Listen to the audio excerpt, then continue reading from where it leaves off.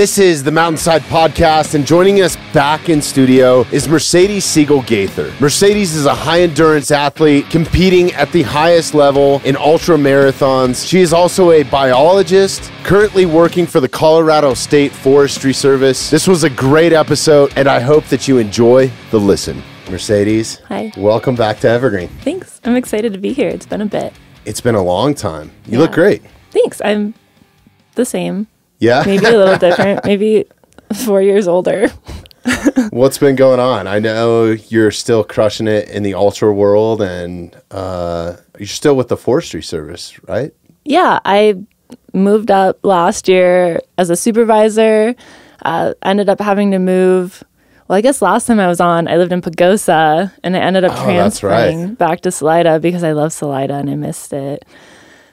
And then I ended up back in Durango last May as a supervisor, which has been really exciting. And I love getting to build a staff in an office and kind of help young foresters get into their career. But that might change in the near future. Okay. I am totally going to get slivers. You're right. That's okay. Yeah, this table's pretty rough. It's part of the job. We actually have a new table coming here in the next couple weeks, hopefully, so we can have multiple guests in, because everything's been a one-on-one, but now I'm getting to the point where it's like, okay, it'd be cool to have, if it's the right couple, I guess. Yeah. So I know some people. Yeah? I know a couple interesting people. Nice. Yeah, I mainly wanted to do it. We've had a lot of UFC fighters in, so I thought it would be cool to have them and their coaches. And then whenever we have rock stars, they're always so introverted kind of type people. I mean, artists are weird in general, myself included, but just creatives. So sometimes it's better to have two of them there, because then they start to play off of each other and they don't feel so isolated. Yeah. I think they're always used to being around people and that sort of thing. So that's exciting. Eventually, it's coming. So we'll have a new table with no splinters by the next time you come. That's okay. We got a full med kit back there too. Oh, so, perfect. Yeah. Okay. If we need tweezers or something, we got you covered. Sweet. Yeah. So how's the ultra life been? I see some new sponsorship recently. That's exciting. It's been so exciting. Life's different. I guess it's just showing try it, do it, see what happens. And I was mostly just a try-hard recreational runner 4 years ago when I came in. And were you? Yeah. You were competing at a pretty high level at that point, though, weren't you? I mean, maybe, but I wasn't training like I am now, and having a coach and having a partner that supported me running makes a world of a difference. And I was dating a guy who's one of the fastest times up the 14ers. And so being with someone like that is so inspiring and motivating. And it's holy shit, I'm this little Wisconsin runner that can run in the mountains now. And so that's why I'm thinking, I got so lucky. I got picked up by Merrill for the year. And so I'm really excited to see where I can go with that. I have a couple extraneous sponsors. And so I'm trying to see if I can pull it off and quit my job, because I'm always team quit your job to everyone else. Follow your passion, just do it. You get one shot. I haven't quit my job yet, so depending on when this airs, my dad probably won't listen to this. It'll be out Friday, so. Okay, well, most foresters aren't interested in my podcast, so my old boss might listen to it, but there's probably no surprise. And okay, well, we can edit that out too. I don't want to get you fired just for coming to visit us. I also am very supportive of it, so I need to be honest with myself. I'm getting to that point. So sure, that's freaking awesome though. That's got to feel good. It's a hard, I've had to cross that bridge a little bit with this, and picking and choosing and saying no, and because it seems whenever I do take on something outside of this, there's a huge opportunity here that I'm missing out on. It's funny how that kind of works. You got to prioritize, and just because it's financially terrifying, I bought a new car a couple months ago because I was driving an Impala around the mountains, which is dumb, especially trying to get to some of the trailheads I am. And so I have all-wheel drive, and prices of cars are silly. A new car is the same price as a used car, whatever. So I did it. So as long as I can cover that, I can live in it, worst case. But I'm really excited to see what happens. That's awesome. So congratulations to you on everything. Thank you. The new sponsorship and everything. That's super exciting. Hopefully that'll help you bridge that gap a little bit too. What do you have scheduled coming up race wise? I mean, there's so many ultras now. My gosh. And it's a world that I don't dabble in other unless I have like you or Brooklyn or Jay or some of the ultra runners that we've had on. It's something that I'm totally intrigued by, but I never plan on doing. So, man, there are so many. And some of them are like so competitive. I was going to do in February 100K down in Arizona. It's called Black Canyons. And the top 3 women and 3 men get a golden ticket into Western States. And it's like the most stacked ultra I've ever seen. Like the list goes like 60 deep. It's insane. But like after Leadville, I transitioned to trying to train for a steep 3-mile race, which is what got me sponsored by Merrill. And like 6 weeks is not a lot of time to transition from 100 miles to 3 miles with 2,200 feet of vert. And so like I've just been trying to find that sweet spot. And now I think I'm focusing on the shorter distance. So I'm going to do a snowshoe race in Eau Claire, February 10th, which is the same day instead. And top 5 make the U.S. team and get to compete in Spain. So really, fingers crossed, I should probably go try my snowshoes pretty soon. probably a good idea. Yeah. But the cool part is Merrill sponsors the Sky Running World Series, which sounds terrifying to me, but also like I, for some reason, love things I'm terrified of, like grizzly bears and crocodiles. I don't know. I am fascinated. So is that by a Montana race then, or no? There isn't a single race in the U.S. And so to compete in the series, you have to do 4 races, and then the finale is mid-November. But the races are all like France, Spain, Peru, Canada. Alps. And so realistically, for me to keep my job and go abroad 5 times is tough. And unfortunately, hopefully your job won't understand. That's like part of why hopefully I'm they'll quitting. be. They weren't understanding. Oh, really? And so like it's nice. Like I've been with them for 4 years, and I was hoping for a little more support because I've moved up. I've showed them like I'm a good worker. I have a lot to show for the 4 years I've been there, but for some reason, it just wasn't going in the right direction, and they want somebody who's just all in on forestry and doesn't have a side hobby. Sure. Well, it's not a hobby. It's a passion, right? Yeah. Yeah. And so I'm like, maybe now's the time. They said I can come back, so I think I want to take the year and go all in and see what happens. That's exciting. And so you will have the opportunity to go to France, you said, and is it Spain? So the finale, I think, is in Spain or Italy. Don't quote me on that. But I really want to do the race in Peru. Yes. Maybe Canada. There's one in Mexico. If you get bored, check them out. See if you can pull some of this up, Gabby, while we're talking. I mean, I love the Alps.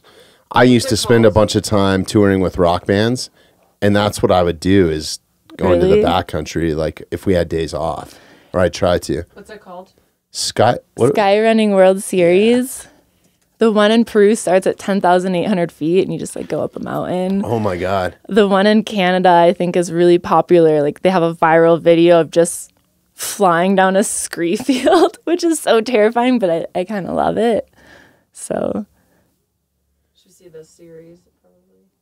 Yeah, I think if you click on the individual races, some of them have videos or their Instagram. Skyrunner has an Instagram with some fun reels, but those are all the races. So they're all over the world. Wow. Like I could go to Malaysia. That's cool. So the more that you compete in, the more you have a chance of winning is it like a point system? Or? Yeah. So they take your top 4 races, I think. So if they go well or one race sucks, you can sign up for another one. It's just like, they're kind of hard to get to being in America. So, well, I would encourage you to take, the one thing that I wish I would have figured out early on in my career, as much traveling as I did and all the badass places I got to go, take extra time, like take an extra week so you can go and experience it. And hopefully it'll be on that dime or whatever, because you're already there. Or a lot of that's already covered. Like take advantage of that. That's what I started doing later in my career. And I had the best trips, vacation, work vacation type things, and it was so epic. I got to see so many places. And that's what I would love, like getting to learn new cultures, trying to learn new languages. Like I got to go to Madeira and I learned how to say thank you. Obrigado. Yeah. It's like avocado. But like I would love to spend more time there. Like Is that Portuguese, right? Yeah. Yeah. Okay. Yes. Yeah. Do you plan on going back there? I would love to at some point because they have 100K, but you have to have like a certain ITRA score, number of points. So I have to do some other race to qualify before I can go do the Ultra in Madeira. But this looks amazing, right? Like, oh my you're God, on that is ridgeline. wild. I'm terrified of heights, but like this looks amazing. Crazy. So yeah, I might do some of those. Wow. The Alps are like next level when it comes to mountains. Like the Rockies are cool in their own way. Yeah. But the Alps are just, it's kind of like those glaciated peaks that you get up around like Banff and some of that. Wow, that is insane. So I'm pumped. Merrill's the sponsor. So my athlete manager called me right before I got in here and was just double checking on the races I wanted to sign up for. And so I signed up for these, which I think will be good training. And then also the Canadian Death Race because... The Canadian Death Race? That sounds fun. Okay, I got to hear about this. Someone pointed out, like, this coffee shop in Salida I go to has tarot cards. And I'm like, okay, whatever. Like, get some tarot cards. One was, like, someone being stabbed with swords. They all were just, like... Death. Shit. One was like poverty. And the third one was death. And I'm like, okay, so this means it's all going to go to crap, but then like new life or something. And, right. and someone pointed out like the death card, the death race. I'm like, oh, yes. Like, nice. It's a sign. It sounds like a cool coffee shop. Yeah. Howl. Do they play metal in there? Or? No. Okay. No, damn like it. other end of the spectrum. Like someday I'm going to open my own coffee shop for sure, and it'll play death metal. I think there was like a gamer one in Sacramento that had some good music. Yeah. I feel like they were playing like a little more metal end of the spectrum. Okay. They had like Hobbit things all over. Like, yeah, I'm not into that. But, it was kind of nerdy. It was fun. That's awesome. So this is kind of terrifying, though. I mean, yeah. Like that is no joke. Yeah, I'm gonna tape my ankles a lot. Yes. Yeah. What? So is that 100-mile race, or what? Is that like a shorter marathon? Of like the Sky Running World Series are like 20 to 50K. So shorter distance, but a stupid amount of vert, like compared to longer distances. And they're just super verty. Like the one in Canada, I think is maybe a 50K with like 10,000 feet of vert. So a lot of hiking. Yeah, that's crazy. So you said that you were doing some of the races that you were doing were like steep incline, but shorter, like 3 miles or something. Or is that what you said? That was. But yeah, that was the Merrill Get FKT challenge. I love these names. Merrill's starting to grow on me a little bit now. They seem like a pretty cool company if they're naming shit like that. I'll see if they'll send you some shoes. But their new shoes are amazing. Like I'm so pumped, and they're they're known for their hiking. Yeah, hiking apparel. I've owned Merrill's. I've had a couple pair of boots. I recently switched to a wide toe box. I'm sure all running companies are pretty much making that now, but now I can't go back to like a normal shoe. Yeah. It's crazy. Like I gotta have like the wide toe box or You'll have to still try them though. Like, okay. Their new 2 shoes, they have the Skyfire and the Long Sky 2. And they came out with this Matrix outsole, which has Kevlar in it. And they're super light. They're one of the lightest trail running shoes on the market. Shoes. And they have Vibram outsoles, so they're super grippy, great lugs for like mud, snow, slush. I love them. So that's awesome. I think it's really exciting, and like people don't know about Merrill yet, but they're gonna know soon, and they have some sweet shoes out there. Yeah, I've been wearing their shoes throughout the years, for a while. I used to buy their boots a lot for just like trail hiking and stuff like that. Yeah. So yeah. Well, wait till you see the new shoes. I should have brought a pair. They're sweet. That's awesome. Yeah.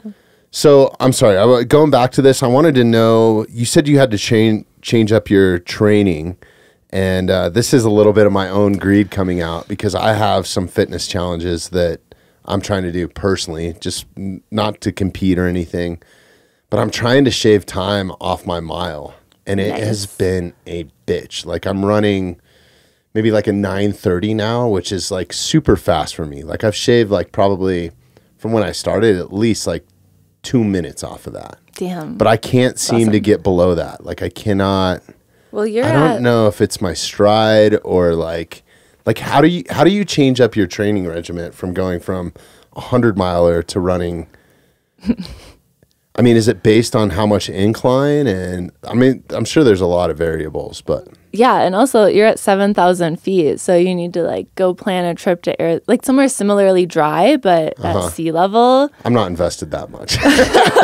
Well, next time you go on vacation, just like test it out and Okay, see. But yeah. it's just, when you're training for a 100-miler, which mine was an interesting experience. So maybe I don't have the best advice. I had way too much stress going on. But, you have really high volume and you're working on building your aerobic capacity. So a lot more training at like a lower pace. Whereas when you're training for the speed, you're doing a lot more speed workouts, a lot more strides, a lot more tempo and interval sessions. And so you're working on that turnover and you need to do workouts that. And I'm learning about this now because I'm currently taking my USGA ultra running coaching cert, but you have Really? to focus on That's increasing your VO2 max and your lactate threshold because they both need to increase for that speed work. And so there's very specific workouts you can do for each of those. And you'll do like a block of 5 to 6 weeks of VO2 max and then lactate threshold. So, Okay, so diving into that a little bit, if we can, because I'm spending some time on myself now. I've been doing Tabatas to try to help. Tabatas. What Yeah. is that? So it's like interval training to keep your heart rate, like it's heart conditioning, I think. And it also helps you build cardio. So I'm doing it by distance. So I've been doing it on a mile just to train myself, I guess, or to do it. But some people do it for like 15 minutes. Some people do it for 4 minutes. But it's basically, you can set it up to whatever, or tailor it to whatever Tabata workout that you want to get. And you can apply it to anything. It could be burpees or Mike Tyson push-ups or pull-ups or whatever, right?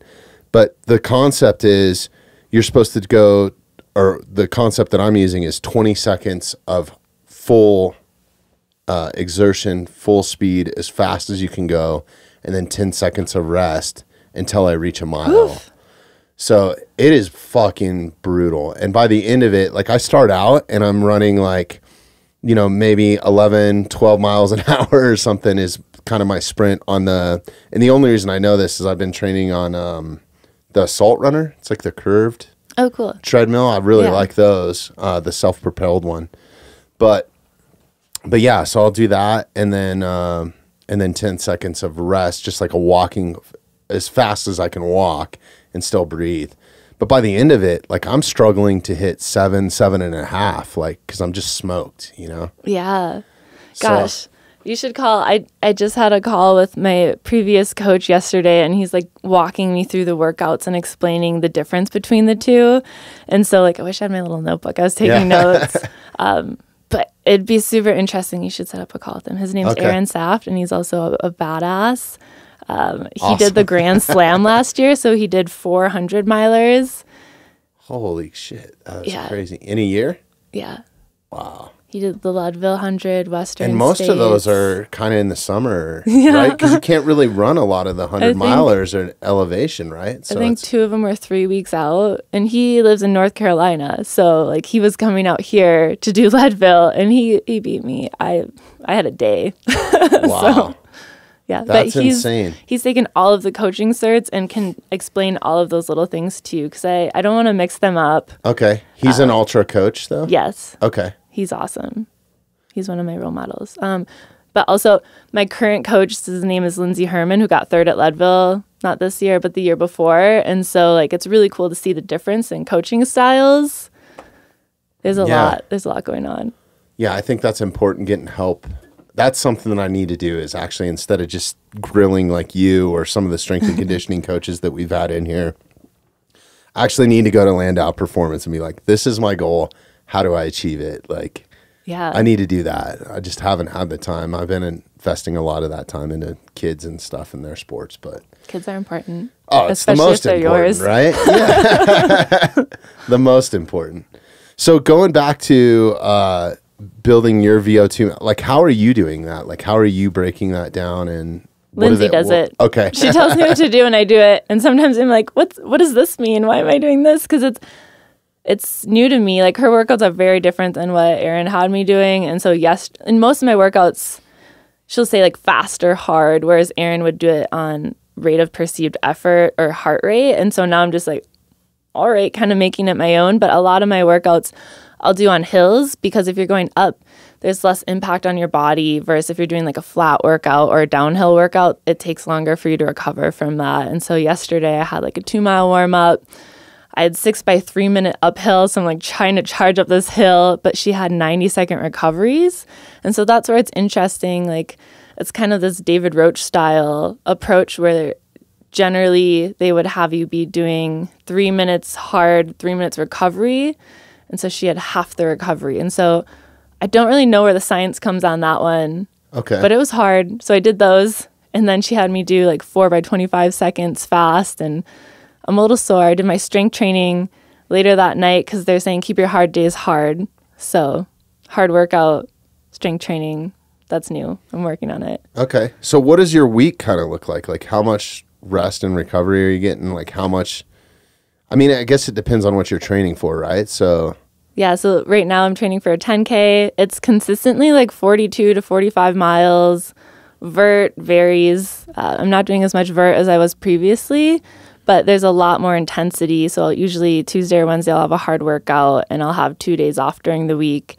And she has me doing like back-to-back longer, medium long runs. So like 12 or 13 miles Saturday and then 8 to 10 with some strides on Sunday. It's crazy. That's the week. yeah. It's been exciting. Okay, so that entails what, running 2 days a week, and then are you doing strength and conditioning outside of that as well, or? Well, so I'm running 5 days. 5 days a week. 5 days a week. Okay. Which I'm used to running like 6-7 days a week. So this is different. On my off days, I'm like, okay, just let the recovery happen. It's really important. Does it mess with you mentally? Like, a little bit. Because if I feel like just aggro or like not good in my headspace if I don't like go to the gym for some reason or be outside and go for a hike. Like if I don't spend that time where I'm just like stuck in an office or whatever, which I'm never stuck in an office, but maybe stuck in here doing some stuff. Yeah. But yeah, if I don't, like this morning, I knew that you were coming kind of early. So I was like, I got to go to the gym. I got to get up extra early this morning and go get it done because I know my day after this is just screwed. So like if I don't do it first thing in the morning, I'm kind of fucked. And I think that's an issue a lot of runners and ultra runners have is if they're not doing something, they feel like they're not doing enough. But recovery is so important, and I'm learning to deal with that. Like recovery days are just as important as your hard workout days because it's taking your body that time to just relax and like build the muscle from the hard workouts and make sure you're focusing on hydration. Like go to the hot springs, go to a sauna, make sure you're drinking enough. But I also started doing yin yoga, which is amazing. What is that? You just you know what it is, Gabby? It's amazing. It's my favorite. Okay, I'm a dancer, so we stretch and we're flexible. Yin yoga is extreme stretching and extremely hot heat. And you just sit. So it's like sauna yoga or hot yoga? But you sit in these positions that are so uncomfortable for what, like 3 minutes? Yeah, 5 3 minutes? to 5 minutes. And it like releases these like all the buildup lactic acid and like emotions that you store in your hips and things. So it's like a Emotions you transcendental store in your experience. hips. Yeah, it's crazy. And That's crazy. I'm all about it. I'm all up for trying new things now. where do you go? Because I want to do that. In Salida, it's called yes. Yoga Olas. Oh my gosh. I love them. I want to do it, but I'm really scared. Don't be scared. You can do it. Because everyone's like, oh my gosh, yin yoga is so hard. And I'm like, I want to do it, but I'm also I'm not flexible for a dancer. Like I'm flexible with more yoga. people, but I'm like not, like Gabe would do really well at it. I would not. Yeah, I'm not into yoga at all. Like I just, because I'm not good at it, but, and I don't like to do it, but it honestly has really helped me. It's helped me in jiu-jitsu. Oh yeah, Jocko, go. First sip. Here we go. Review. It's like candy. Yeah, it's pretty good. And it's good for you. That's like the best part. So I forgot this down here. I got you this present, ketones. Oh, really? you can try those too after your hard workouts. I think studies Awesome. show that if you take them post-workout, they can increase your EPO by 20%. Ketone IQ. Can I drink one right now? I mean, Yeah, I just yeah. left the gym not too You long can take it ago. like a shot. They're How super soon cool. are you supposed to... I need to Oh, look you know, into I- how soon. I'm a huge fan of Cameron Haynes. Isn't this one Yeah, of his he's one of their sponsors? sponsors. Yeah. Okay, I I'm always see him waiting. drinking these on the podcast, so now Yeah. I feel... And I feel like give me mental want one, clarity. Gabby? Yeah, what is it? Make sure you get like it on film of you taking your first ketone shot Okay. because they have a peculiar taste. All right, am I supposed to shake? Do you want one? You can shake it. I'll Okay. take Should I, one like- if you're Okay. taking one. Should I do that like after work? No, I no, you should teach do it tonight, now. so should I like Okay. do that? Like, No, there's like they're just ketones, so there's no alcohol or anything. People use them as like a replacement for drinking because they help. They're like an alternative fuel source. They're exogenous ketones, Oh, and they sorry. help with like mental clarity, recovery. I love them. And Man, I've you been, stack this with a Jocko Go, you might run through the wall or something, huh? who knows what we'll say next. That's awesome. that's what we'll say. Okay, so how do I do this? Do you, Yeah, you like slam it all at once, or is it a yeah. sipping well, thing? I mean, or- you could sip. I'm more of a slammer, Okay, me too. but that might just be That's- like ingrained from That's college. always why I've had. That's why I've always had a drinking problem. Yeah, and I got to meet a bunch of people who work for them and a lot Okay. of their partners down in Austin, Texas in November, and they had a awesome. ketone water mile. I love Austin companies. It was, well, they're out of Miami maybe. Oh, okay. The owner lives in LA though, and they're all super great people and they're all runners, so people who use their products religiously. It was a fun day. Awesome. So this is a post-workout. Post, you can take it pre, you can take it Cheers. during. Good to see you. Good to see you. Thanks for the gift. Yeah. Oh yeah, it's got a unique flavor. It's not bad though. Yeah. And I think people start to like the flavor because you Sure. have such positive effects and like Okay. benefits. I sipped it. I You sipped it. It's very bitter. Yeah. No, that's awesome. Oh, Okay, wow. so I'm sorry. What does this help you with? Everything. Everything. Energy, So like focus. you can take it before a podcast, I was taking it before like collaborative meetings as a forester. Okay. You can take it before a run because it's a fuel source. Like there are 0 calories, but the ketones, it's what your body naturally burns when you're burning fat. And I hope I'm not killing the science here. Sure. But like if No, you're I know all fasting, about it. you start using ketones Or a to burn ketogenic fat. diet. That's kind Yeah. of set up. Yep. And so they've created ketones exogenously that you can take. And so I think the science is still being studied. There's a lot in cycling, and it's pretty cool. Like it's actually supposed to boost your EPO Okay. if you take it post-workout. And I think the science is still being developed for other things. They're looking at using it for Alzheimer's patients and seeing how it can help with gray matter in your brain and like Really? obesity and diabetes. And I've been taking them religiously for almost 2 months, and I feel a significant difference. And I feel like I have muscles that I haven't had before. Like Sunday, I had a training run, and I PR'd my 10-mile time on accident.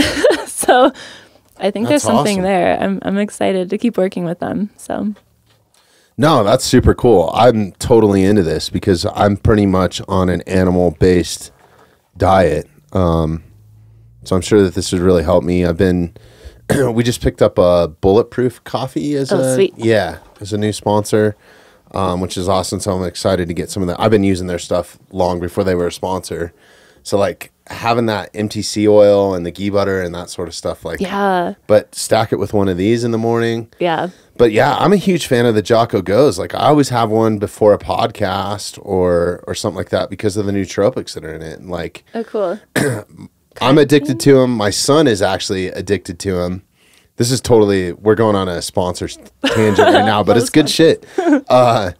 I got my son addicted to him because he plays chess at a really high level. Oh, cool. And I can't remember, we were listening to a podcast or something, and there was like it was a chess grandmaster or somebody, it was somebody like that. And he was saying that one of his hacks that helps with brain function is to have some caffeine before he plays. because I guess the heightened sense of awareness, it helps them with chess. So they did a study across, and I'm totally butchering this. I don't know if this is exactly right. They did a study across like a bunch of chess players, and they all, just by having caffeine before they played a game, they all improved their scores by 10% or something like that. Like, it was kind of crazy. That's and I don't know if those numbers are exact, but it was something along those lines. So now when he has like a big chess tournament coming up, he's like, Dad, I need one of those Jocko Goes. Like, that's awesome. Yeah.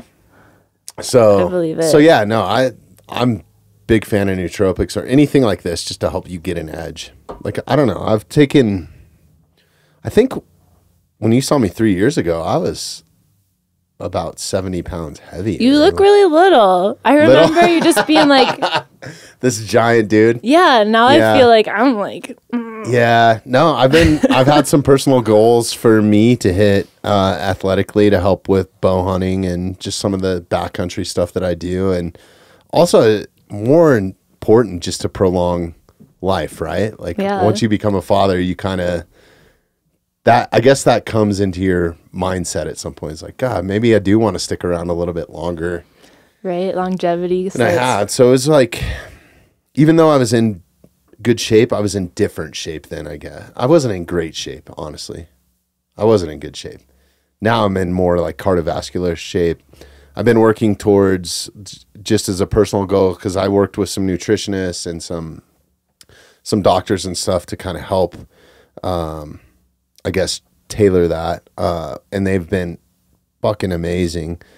But they asked me, they're like, what's your athletic goal? Because these guys work with like pro athletes. And I was like, I have no idea.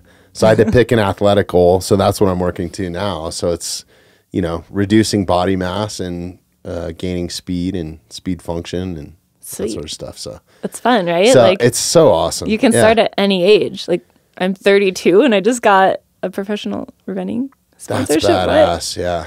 I'm turning 44 in March. So yeah. You don't look a day over 30. I try. I look better than I did a few years ago though, for sure. Isn't it cool? It's cool. It's like, it's given me some youthness back or something, or I have higher energy levels and stuff. And I think it's just paying attention to what you're putting in your body, Yeah. It's like stuff that's good for your body. And if you're eating a lot of animals, you probably cut out sugar. Because I did that recently, and I feel so, like, the brain fog is gone. Like, I feel like the inflammation's draining out of my body. Like, I have muscles now, and it's amazing. No, it is crazy. I mean, I was pretty much, I did an elimination diet, and I've talked about this ad nauseum on the podcast, so I'm sorry if you've heard this before, but basically I did 100 days of just meat. Like no seasoning, no butter, no like, well, I guess I was using ghee butter, and then I was salt. I had salt. So those Element salt packets. I love them. Yeah? I want them to sponsor me. Yeah, I know. They're my I tried to hit them up too. They're not a sponsor, so but good. they are awesome. Grapefruit is my favorite. Oh, I haven't had the grapefruit It's yet. like limited edition. Yeah. Okay, we're slamming all kinds of drinks here. We're so hydrated.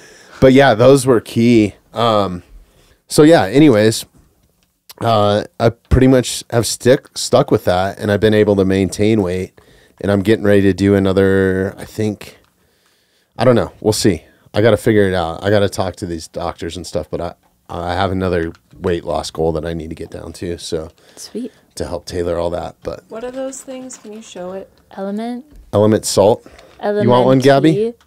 It's super good. There's no sugar, so you can theoretically be fasting. Oh, I hit the mic. Sorry. That was my bad. That's why I never played quarterback. They have like chocolate flavors that you can drink hot that I've been drinking lately. My hack with those is put it in the NutriBullet, like a raspberry or the watermelon, and make like I guess a slushie or something like that with it. And that was my hack for like whenever I felt like I was deprived of sugar or something. Yeah, because they taste sweet, but they're not. Yeah. And I stopped craving sugar, which is weird. Like I would hammer a pint of ice cream every night for the longest time. Oh, I'm such a glutton when it comes to like stuff like that. But yeah, no, I've totally cut all that crap out pretty much. I guess good. I did a little when it's like a kid's birthday and all my kids' birthdays were like coming up. Like that's normally when I partake.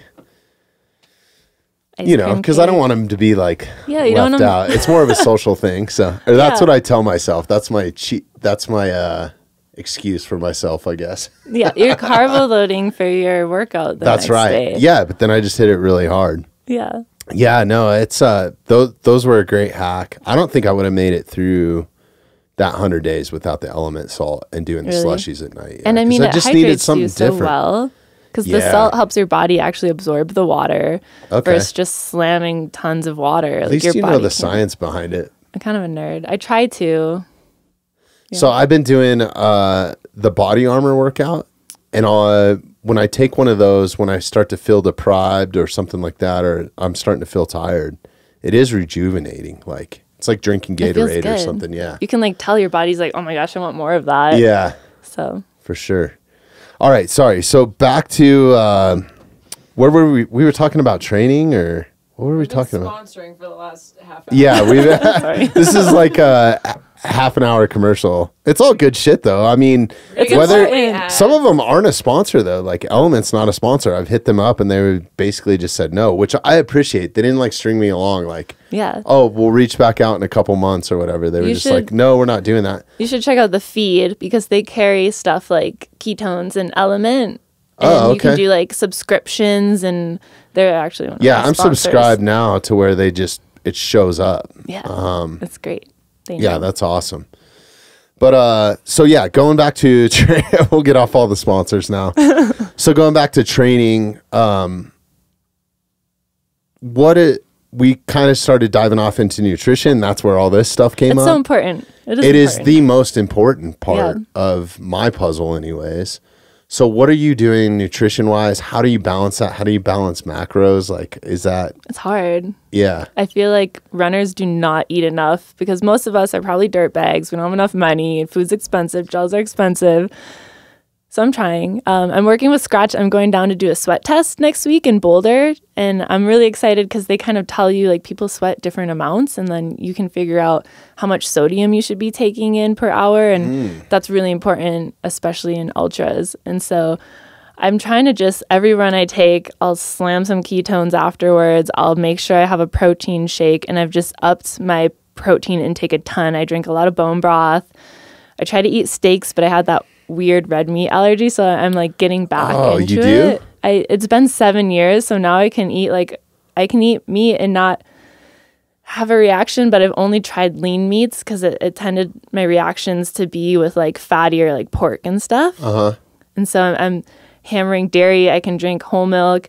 I put heavy whipping cream in my coffee. I eat like every day I'll have Greek yogurt that's a really high fat content with nuts and granola. And so the majority of my diet right now is heavy protein, but you also need a lot of carbs so that you can burn them during your runs. And so I try to fuel during my runs. If it's over an hour, I try to have a gel or two, try to have a couple calories or like 200 to 300 calories per hour is what they recommend, but 300 calories is a lot. And so Yeah. I try to just make sure I always have something on me and I'm eating and drinking enough. So when are you stacking carbs? Is it like the night before or an Not hour enough. before? It's not enough. I need Yeah. more carbs in my diet because I accidentally cut them out for like a month. And then like my iron went down. My ferritin was 10, which is supposed to be like 35. And so I started taking copper. That's supposed to help with iron. And I think if you limit carbs too much, that can affect your iron. So it's crazy, like all of these different effects it can have. But I try to put oats in my oatmeal too and just try to eat when I'm hungry. Yeah. So timing that though, like if you know that you're going on a 20-mile run or a 10-mile or something like that training session, when are you taking in those carbs to have Usually- them burned at the optimum time? Like I'll try to eat breakfast or lunch depending on when I run and then just make sure I don't eat anything new or crazy that's going to mess with my digestion.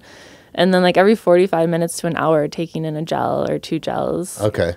So it Yeah. depends. So I guess post run, what is that when your protein consumption comes in? Or is that Yeah, so I'll try to just hammer within fats? 30 minutes like a protein shake. Okay. So Yeah, no, that's kind of I think I your guess that's protein absorbs better? Is it what at 30 minutes after a workout? Is it you're supposed to eat more protein? You're supposed to hammer like carbs immediately after, which I guess I might not do enough. And then within 30 minutes, take your protein shake. Okay. Absorbs and makes your muscles stronger, faster. And then how are you getting to know, how are you getting the numbers on like your iron levels and stuff like that? Were you doing blood work? I was an ambassador for Inside Tracker, but they're kind of like reorganizing. I don't know what's up right now. But in Salida, I can go to Heart of the Rockies and order a direct access. So I can just pay out of pocket and be like, hey, I want my ferritin tested, my D, my B12, whatever I'm curious or concerned about. And then I get the results back in like a day. Oh, okay. And is that through blood or? Yeah. So just, getting some blood work done. And then I upload it to Inside Tracker. So I'm still using it because it'll kind of show, Heart of the Rockies does this too now, but it'll show like the changes, and Inside Tracker gives you recommendations on how to fix things if they're off. And they're more based on like, if you're a runner, how much you're running. It accounts for your sleep, and it looks at all those variables, where I think the typical clinic will just base you on the general population. And there's so many things that they can test for. And I think I never realized it until I shout out to Dr. Castro that I've been working with. He's like, well, what do you want to test for? Because like we normally just check these boxes. But he was like, for what you're doing and what we're trying to achieve, he's like, we're going to do this blood work for this specific thing. So like I did a SpectraCell. I don't know if you heard of that. It basically tests you across the board for every vitamin. Oh, cool. And then it tells you what you're deficient in and that sort of thing. But sweet. But I think you have to have a really, really like consistent diet. Like you have to eat the same thing for a month or something for it to be accurate. Yeah. Which is pretty boring. Some things get goofy. Like I was taking iron every day and my iron got too high. And so I stopped completely. And then my iron got too low. So I'm like, all right, happy medium. I need to figure that out. I'm so glad though that I dialed that in with the SpectraCell. As long as I know like, okay, I'm going to eat wild game 3 days and then heavy fat, like a ribeye or something, you know, every third day. Yeah, every third day, sometimes every other day. But yeah, I noticed that it was cool taking the SpectraCell because I used to take all kinds of different vitamins. And now all I take is B complex, D, and a little bit of zinc. And that's it. And I'm good. And those are so important because I think B, I'm not sure which one affects your iron. Like all this always comes back to my iron. Like if it gets too low, my body just can't recover. I can't sleep. And that's what I've been battling with recently is I could not sleep. Normally I hit the pillow and I'm out. Really? But I've been laying in bed for like an hour at night, and then I got my iron test and I'm like, shit, this is impacting it, because if your iron's low, your red blood cells can't store the iron. Like you're not getting enough oxygen. It's not like pairing. And then when you're working hard, your body's not getting enough oxygen. Like it just made sense. And then, you know, with winter, a lot of people aren't getting enough vitamin D, and like that can cause depression and anxiety, and like all of these things at once just hit me. Your immune system too. Yeah. Wrecks it. Amazing. Like one deficiency can just throw you off for weeks. Yeah. No, I think that was a big like factor during COVID. Like, well, it was crazy when I got the SpectraCell. Dr. Castro was actually kind of shocked because I wasn't taking. I just stopped taking like. I was taking turmeric and ginger and fucking like. I mean, there was all kinds of shit that I was taking, vitamin wise, and all these vitamins. But he was like, let's just figure out exactly what you need. So let's do this for this 100 days. Let's get you back to a baseline. Let's get you on a regular diet. And in that 100 days is when I lost 70 pounds or something like that. I mean, some of that was muscle mass, which is unfortunate. So I've had to like build that back.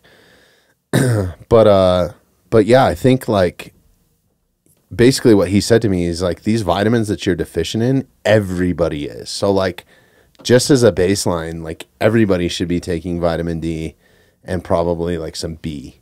Zinc is for another thing, but yeah, it's pretty crazy. Like almost everybody's deficient in vitamin D is what he was saying.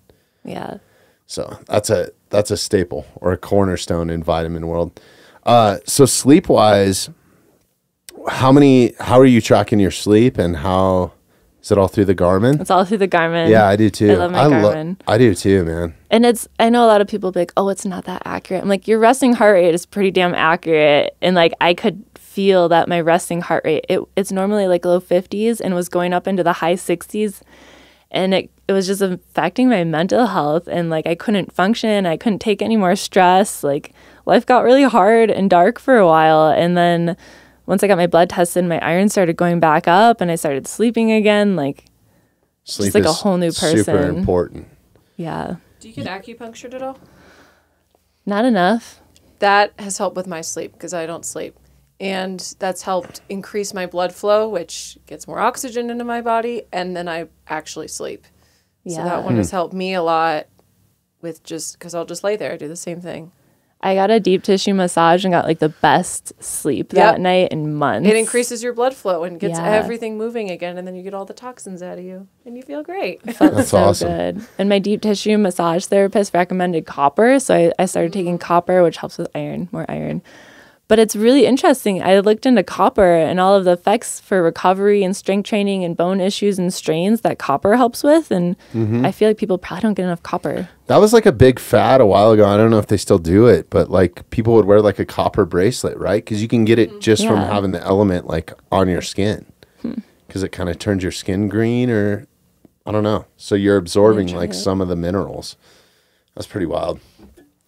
Yeah, sleep is super important. I did notice, after I did that 100 days and did like a baseline reset, like whenever I went back to like the kid's birthday and had sugar or alcohol, my sleep was like bullshit. Like I don't know how accurate the body battery, thing is, but I feel like it's been pretty accurate It for me. seems- Like yeah. I notice if I eat sugar, I get horrible sleep, or if I drink a lot of alcohol, I get horrible sleep.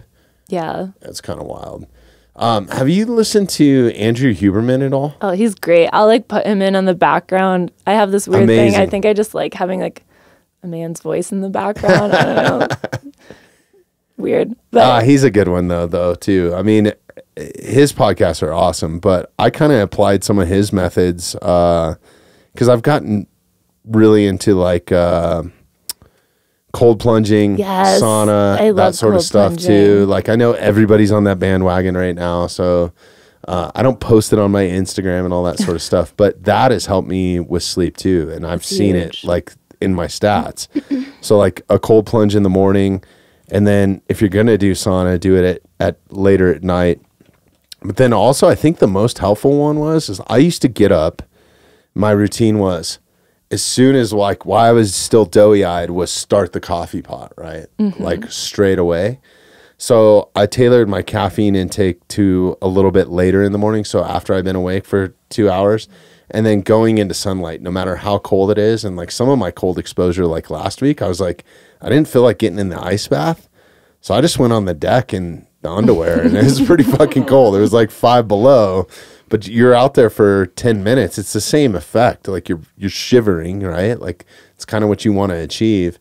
But being in that sunlight or that first sunrise, it helps like set a circadian clock and releases all kinds of epinephrine. And I don't know, I'm not a scientist, but that has been a major help since I've applied that. Like I don't get tired at 3 o'clock in the afternoon like I used to. Yeah. Like it's crazy. I started doing all that too, and I love it. Like I moved Yeah. into this tiny home. It's all windows. Like I see the mountains outside, and I did the same thing. Like most mornings, not today though. I needed coffee today. I'll start with a decaf and then make coffee later. And I started doing his 5 gratitudes, plans for the day, fears, watch out for, strive for. I do that every morning. That's awesome. And like just listening to his podcast and trying these new things has put me in such a better headspace, I think.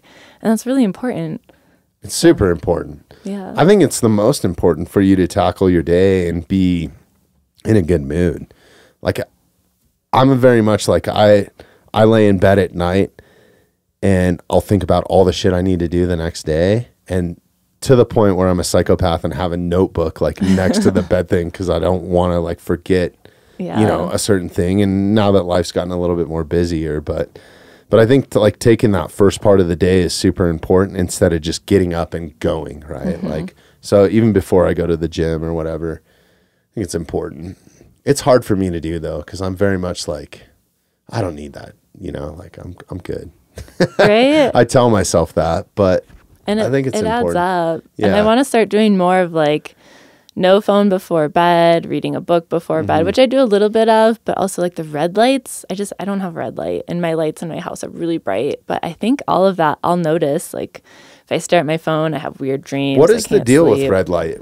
How's it? It's something about your circadian rhythm, I think. Okay. And like you want blue light, so being outside in the morning, which our phones are all blue light, and there's a setting you can have like no blue light and red light instead. I didn't so know then that. nighttime is like the red light exposure, which is, I think it's like your pineal gland, something Okay. to do with that. There's a lot of science behind it, and I think Sure. it's Go pretty- listen to Andrew Huberman. Yeah. You'll Yeah. learn all about it. Yeah, but like cold plunging also, I wish I had more friends that wanted to do cold plunging, because I'm the It one that'll sucks. go jump in the river for 3 minutes. I love it.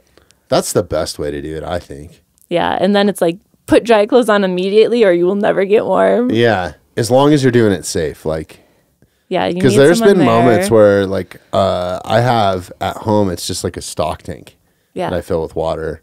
And it gets cold enough now that I have to like literally break the ice off of it now with a sledgehammer and like crawl under the ice. Oh no. But there's been a few times where I've stayed in like too long and it was hard for me to stand up because I could not feel my legs. So Oh no. How long? I was like, did you God, if I like stand? slip and hit my head on the side of the steel tank or something, like, so I always tell my daughter at least, or Good. my wife or something, I'm like, hey, if I'm not out of the garage in like 20 minutes, come get me. Yeah. I'm on ice and I'm dead. Oh no. No, I think, yeah, you have to play it safe on that side.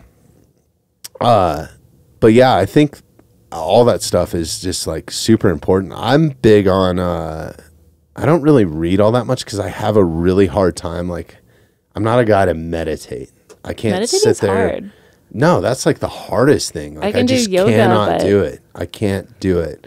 So I have to have like something going, right? But at night, what has helped me sleep, and I never used to do this. I used to like sleep in like complete silence, or like maybe a little bit of ambient noise. Like I could never sleep on planes.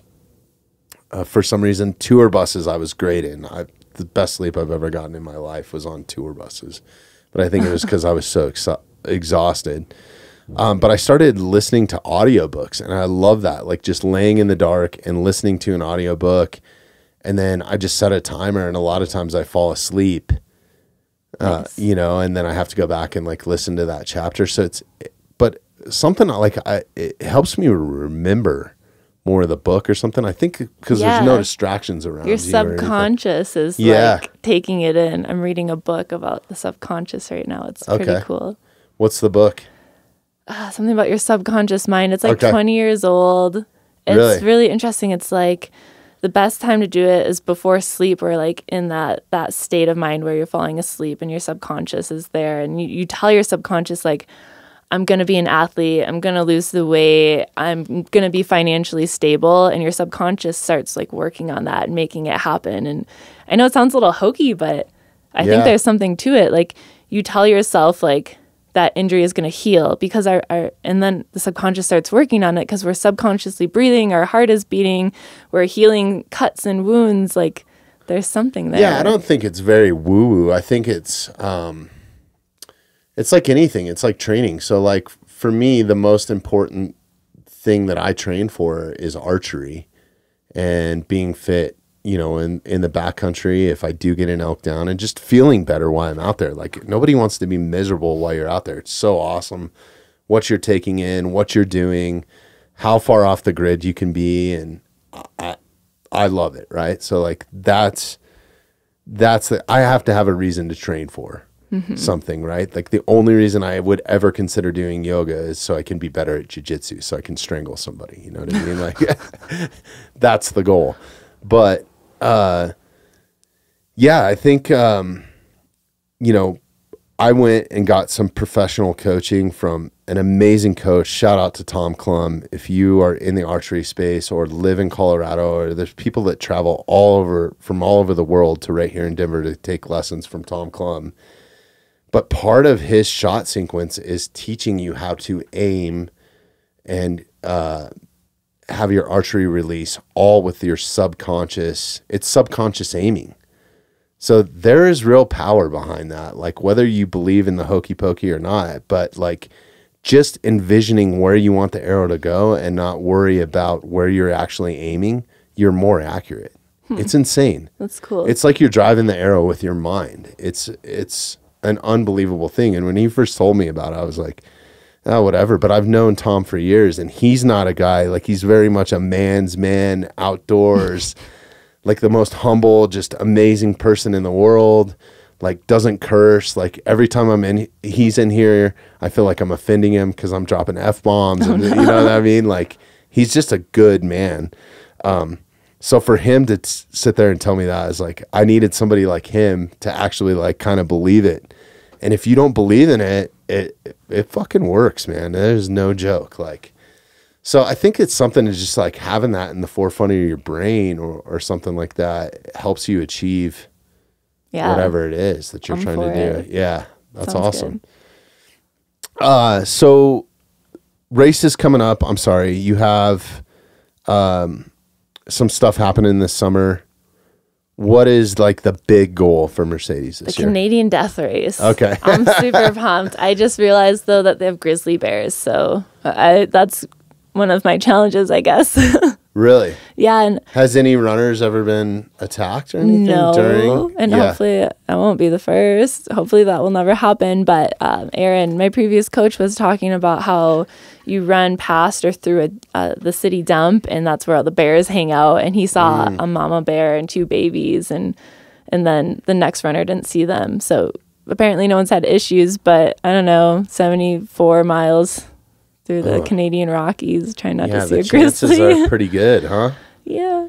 Yeah, are you going to carry anything for like bear spray or anything? Or like the required carrying things, because he said it has some things that aren't normal. Like if you're running past dark, you have to take safety glasses so you don't get poked in the eye, and that's not typical. So I have to look at that list yet. But so you're running through brush and stuff then? I sounds guess. Like and wow. You get a gold coin. And to finish the race, you have to give it to this guy dressed up. No, or actually the Grim Reaper. I don't know. I think it's someone in a costume. And so you give him the coin, and you get in this little jet boat, which takes you across this glacial river. But if you lose your coin, you can't get across the river to finish. So, and he's telling me how everyone gets on board, like all the volunteers, and their mentality, which is funny because they're Canadians, so they're obviously super nice, but they're just in that death race mentality. They're like, you're not going to finish. Like, oh, really? They told him like, oh, you're in second place. Like, you're definitely not going to finish. So they're roasting you along the way too, huh? But with their little accents, I feel like it'll be fun. Like French Canadians, or? I think it's the other side of Canada, because French Canadian is East Coast. Yeah. And this is in Alberta on the border of British it's so Columbia. beautiful there too. I've never been, so it's incredible. I'm pretty pumped. When I was touring, there were certain times where I would hop up they called it the jump seat of the bus. So like the passenger seat of the tour buses. And they're awesome to ride in because the windows are like, they're huge. They're like, I don't know, 10 feet tall, probably, something like that. Maybe not, maybe 8 feet.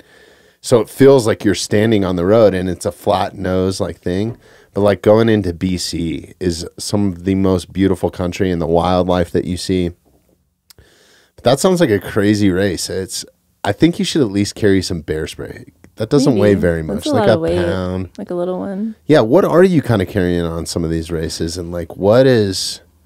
It depends, because it sounds like there's a highway nearby, so your crew can come easily to the aid station. So like traditionally I would mostly rely on the aid stations, but I feel like more so my nutrition's gotten more specific, so I'll plan it out better. And like I think my background is that I would carry more than I need, and I'm carrying more weight, but usually a pack, and like making sure I have more than I need nutrition wise and water wise. Generally for something like this, with there being aid stations, you don't need a water filter or something like that. But it seems like the more competitive I get or try to be, like the less I carry on me, which is kind of scary. Like if the aid station runs out of gels or something like that, like that does happen, and that's not something I want to risk. So I'll try to carry more. Because people are taking more than they need, or do you think it's just poor planning, or something like that? Because I helped crew Aaron for the Bigfoot 200 in Washington. Wow. And their sponsor was Spring, and they were saying like, oh, you can only take 1 or 2 gels. And he was in the top 10, and they ran out of gels at one of the aid stations. And it's like, So he was one of the first 10 people to get to it. So I don't know what happened. Like if Somebody's got that shit in the trunk of their car or something. like someone's like, oh yeah, Spring, these are $4 a pop. I left it down them. at camp. Yeah, I think because like the porta potties damn. didn't work out. So like weird things happen, but like you have to kind of be prepared regardless. Like if they lose your drop bag. So. Yeah, no, that's crazy. So 200 miles? Yeah, he did 200 miles. How long is that race? I feel like, Is it like if 72? anyone ever asks you to crew one, think twice because you're like delusional. Like the running seems kind of straightforward. You just run. Whereas crewing, like we were out in the middle of nowhere in Washington, like sleep deprived, trying to find these locations with no service. It was so cool and so beautiful. I think that'll take like 2 to 4 days usually, depending on the person. That's crazy. And to be in the top 10 of that? Yeah. It's amazing. Yeah. This is your partner?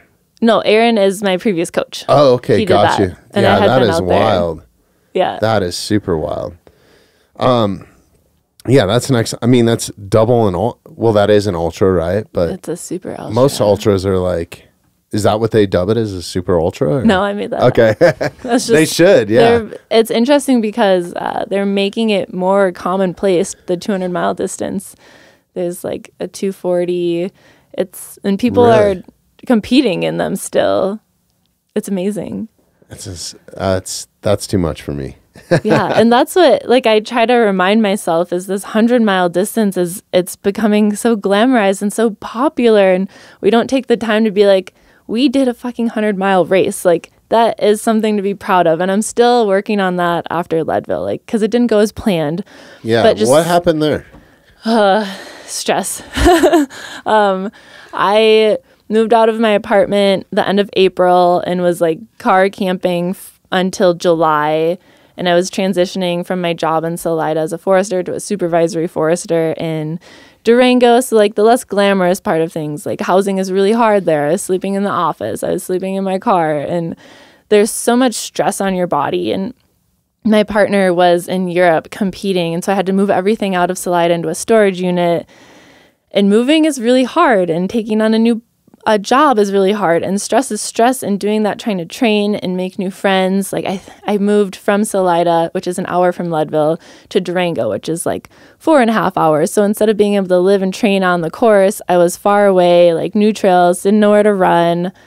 And I think the stress just took such a toll on my body. And I think I might have had COVID again 2 weeks out because I lost my taste. I like got this weird eye thing, which was a symptom. And I had a stone bruise on my foot. And so I ended up racing in these really cushy shoes that I typically hadn't trained in.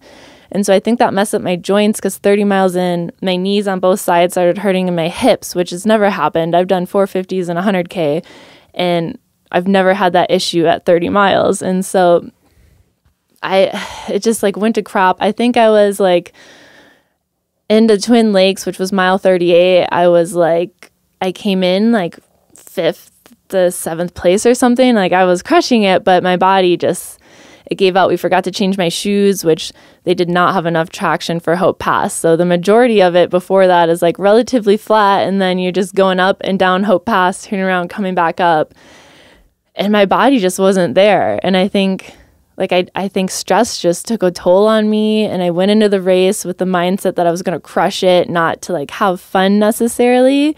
And so I think there's a lot just like about the mind on top of your training that can make or break a race.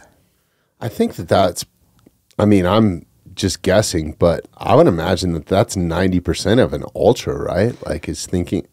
Yeah. And to keep your mind going because you're exhausted. Yeah. You're running 100 miles at elevation. You have uphills. There's so many variables, right? Yeah. And when I got I went up and over Hope. I said hi to every single runner. And then on my way back up Hope, I sat there and there's llamas and like, cool, there's also a golden retriever. Like, I'm going to drop. I'm just going to stay here with this dog. And they're like, hey, you better start going down soon. It's going to get dark out. I'm like, shit, I'm like 5 hours behind all of a sudden. Like, I need to get down to get my headlamp because I didn't plan on taking this long. And so I had the plan. I was dropping back at Twin Lakes, which was mile 62. But then I saw my friends and my crew, and there were so many people there, and I was so thankful and so happy to see them. And so I was like, okay, I'm going to keep going. I'm going to go hang out with Liz for 14 miles. Like, these people are here spending their weekend just chilling, waiting for me to show up. And so I powered through, and it got dark after that, like physically outside and mentally. Like, all I could focus is on my pain. And like, you're doing this race in this beautiful place with these beautiful mountains and forests, and it's dark out. So you're just tunnel vision on your pain. And so the last 40 miles of that, well, the last 60 miles of that race were just super painful. And I never thought, like, you're not supposed to take ibuprofen, but I should have taken one damn ibuprofen, would have been fine. But it would have been a game changer because Why aren't you supposed to take ibuprofen, is it? I think it messes with your kidneys because you're usually pretty dehydrated during an ultra. And so that's harder on your body if you're taking anything like that, any NSAIDs. And the last marathon took me 9.5 hours. So thank goodness to my pacers, Liz and Morgan, who just dealt with me like crying every 30 minutes. And like, someone gave me coffee towards the last 8 miles, and I just started crying. They just like were driving by and they saw me. I don't know if they knew who I was or I just didn't recognize them. I don't know, but they stopped and they're like, we just brewed this. There's cream in it. And they just gave me the coffee and they're like, you need this, because the sun was coming out and I wasn't planning to still be running the next day. And it's amazing. People just show up for you doing these crazy challenges. And I was like 15 seconds before the golden hour, and there's a video of me crossing the finish line. I like tried to hop, but I like could barely walk. I had like 20-minute miles on the flats. So you finished the race though. Like how is that a loss? It was a sufferfest. I think it's just like, it is a victory, and I'm still coping with this. Like, that was in August and it's almost February, and I'm still trying to change my mindset. You know, like, a lot of people will just drop so that it doesn't affect their ultra sign up score. And oh, really? I'm like, no, all these people are here for me. Like, they're supporting me. Like, I need to just finish this damn race, even though I kept trying to drop. I'm like, I don't want to buckle at mile 98. Like, you could see the finish line. I'm like, I don't need to finish. But they were there pushing me and helping me get through. So I might go back one day. That's super rad. Yeah. Do you plan on going back this summer? Or No. Isn't it an invite? You either have to get in through the lottery or win a golden coin in one of the other races, like the Silver Rush 50 miler, which is how I got in. Oh, okay. So, which you placed really high in, right? I got second. Yeah, that's incredible. And I didn't even think I was going to finish because I was coming back from injury. So wow, I was pretty pumped. That's super rad. Yeah. Wow. Okay, so the death race, going back to this, because I want to... You got to pull up some video of this, Gabby, because I got to see what some of this is about. But so the death race is the next one on the books. When is this? August 3rd. So that's my A race. So not necessarily my next race, and but is my that next 100 miler? It's like 74. It's 118 Close kilometers. Yeah. So I'm like, that's my happy medium. I'm not ready for a 100 miler yet. Okay. So we'll do this, and I'm looking forward to it. The Canadian. Oh, that's a sick logo. Yeah, right. We'll see how it goes. Okay. That's so pretty. Yeah, and it's crazy because it's like 3,000 to 7,000 feet at elevation. So I'll be going down in elevation for most of it, but you're above tree line at 7,000 feet there. Right. So that's kind of cool. That's amazing. How many people are running this race, or how many? Is this like an invite or a lottery thing, or how do you? Well, Merrill's the sponsor, so luckily I got in because of them. And a friend had told me about this race and telling me, like, I think it's like $5,000 if you can beat the course record, but the course records have been standing since 2010 and 11. Wow. And they're pretty steep. Like, the typical finish time for women. Sorry, Gabby, go back down. 15 hours. I swear to God, I just saw my doctor. Keep going. Keep going. No, it's not, but it looks just like him. The guy in the yellow shirt looks like Dr. Sean Baker, but it's not. Oh, they It looks also have a just kids like him. death race, so Oh, wow. it's like 4 miles. That's how champions are built. That's super rad. That's great. Do you keep all the numbers and stuff that they pin on you? Like Yeah. Yeah. I That's should do something with them. Yeah. Super sweet.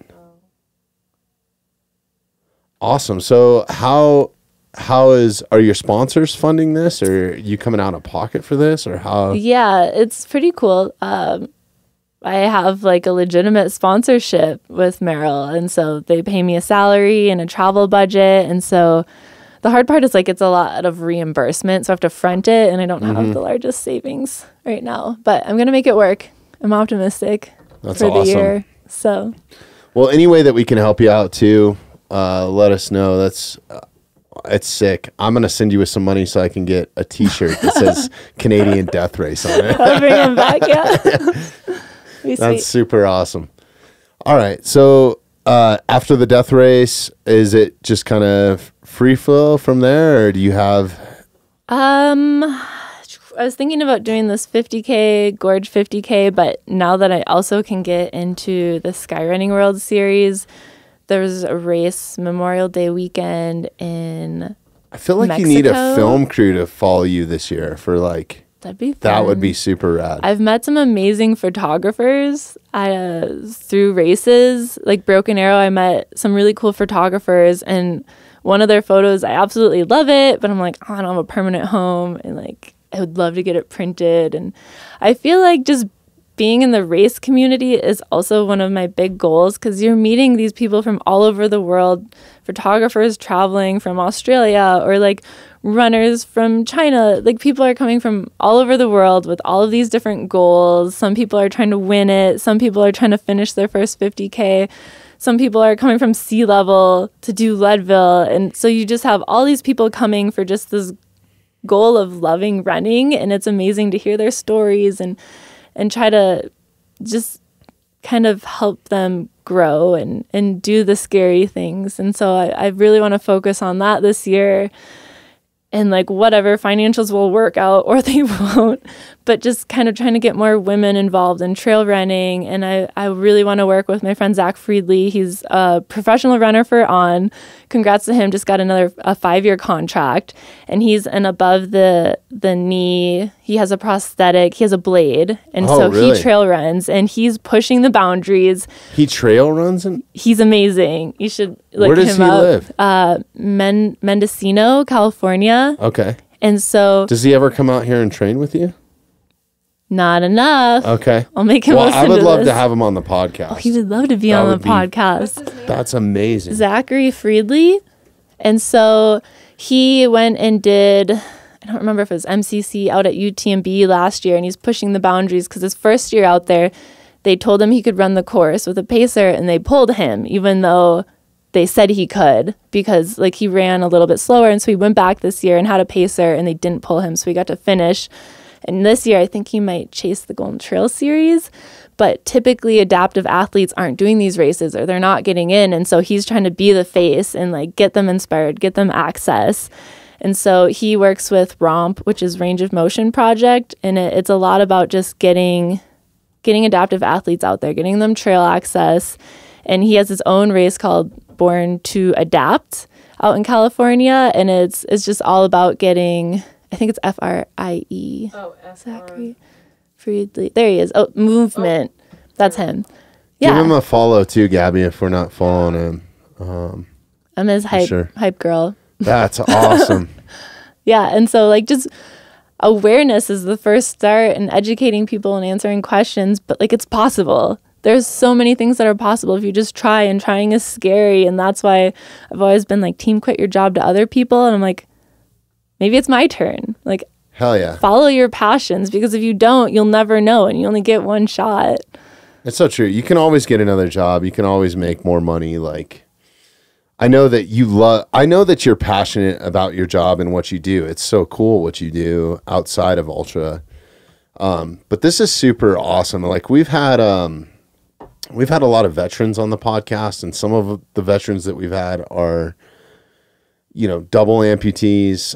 Actually, one of the guy that created this flavor of Jocko Go that you're drinking right now is a quadruple amputee. Oh my goodness. And he's the most amazing person. He's just awesome. He's awesome. He's written several books. Sergeant Travis Mills, incredible dude, incredible outlook on life, even with what he's dealing with. And he actually has like an animatronic like hand and stuff. It's kind of crazy, yeah. But then we've also had like Caleb Brewer, and he's a double amputee, you know, on both legs, and still backcountry bow hunts and like packs elk out like this. That's awesome. So I think like not setting a limit on that. And so I really appreciate when somebody's like raising awareness or driving the focus towards that. Like,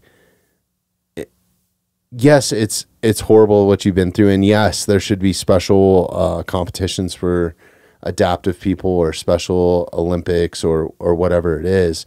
But also, you should be able to compete with normal people too. I think like there shouldn't be a barrier put on it. So, with the pacer situation, what was the deal with that? Like it was because he had a pacer for the entire race for safety? So I think the second year he came back, they let him have a pacer. But the first year, like the race had said, you know, if you're not making these cutoffs who are designated with or are created for people who don't have a blade that they're running with, obviously that's going to provide you with more challenges. And the weather was garbage, so he was a little bit behind pace.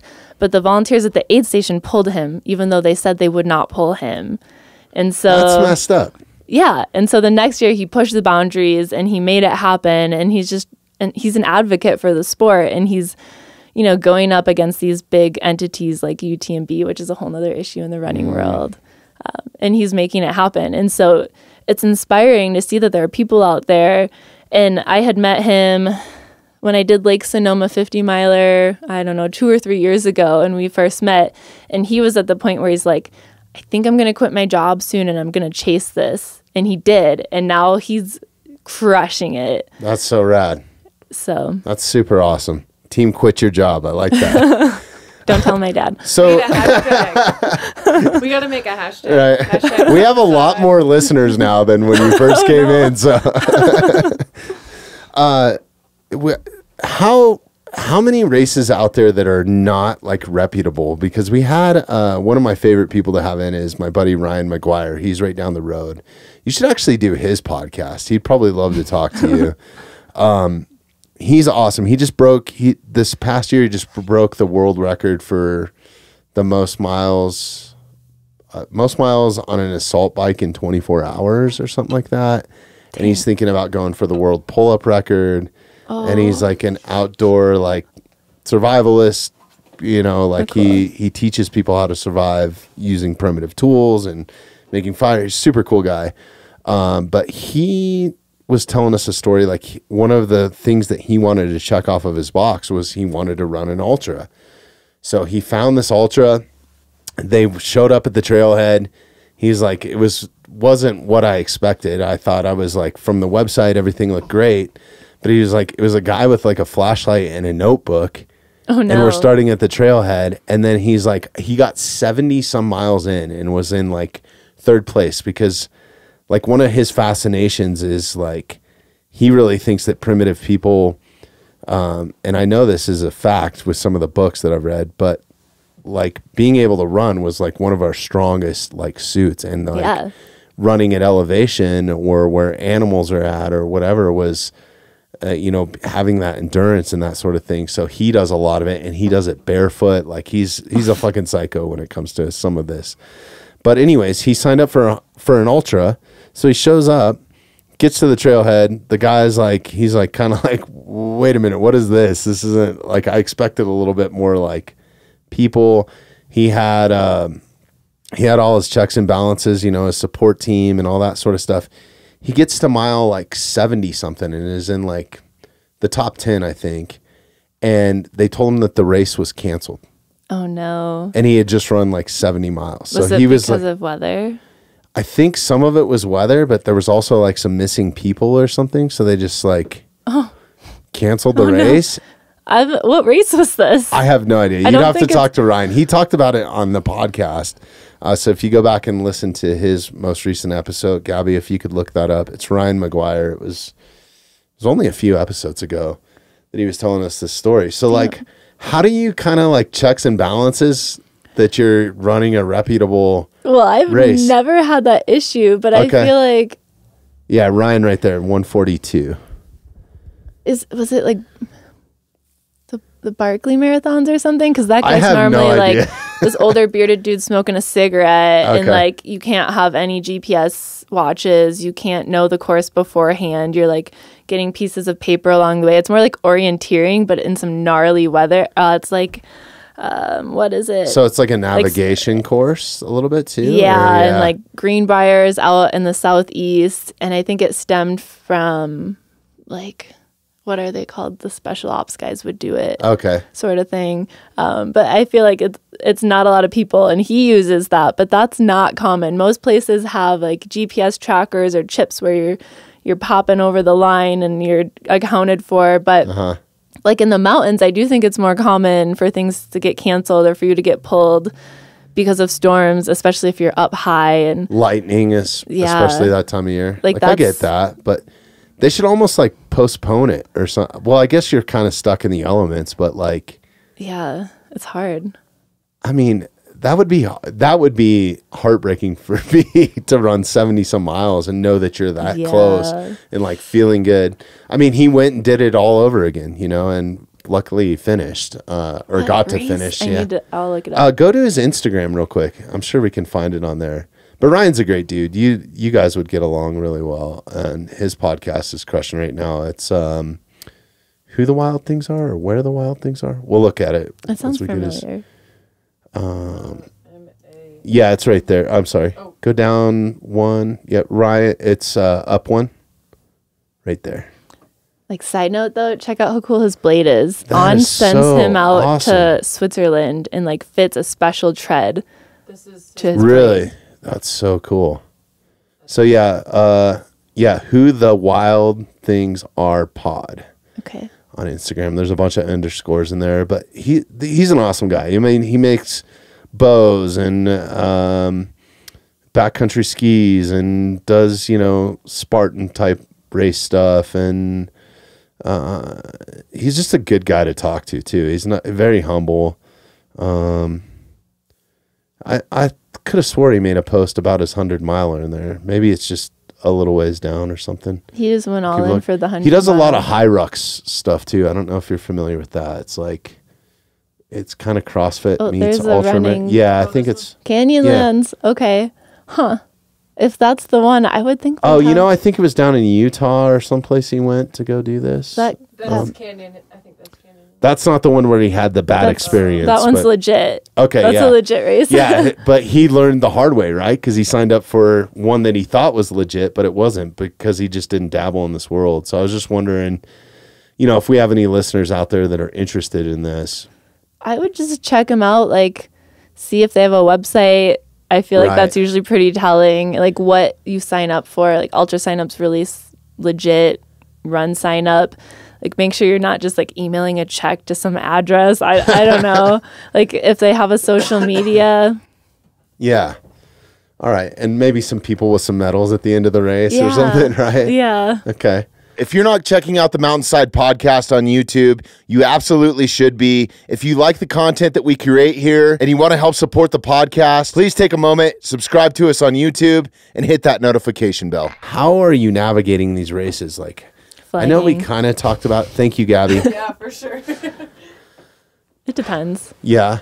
I get lost sometimes, and that really sucks. Like, I went out to Arkansas. I was in Bentonville, and they flew us out for this 10K, which I think is going to be a U.S. championship race this year. And I think it's where they're moving, like the U.S. mountain biking team, Bentonville, Arkansas. It's where Walmart came from, and they have hundreds of miles of trails, and it's super cool. So shout out to Ultra Sign Up. Nice. They flew us in a helicopter. It was like really Walmart's founder's grandson's helicopter. I don't know, somebody's, and it was so cool. Like we got to check out the course from a friggin' helicopter.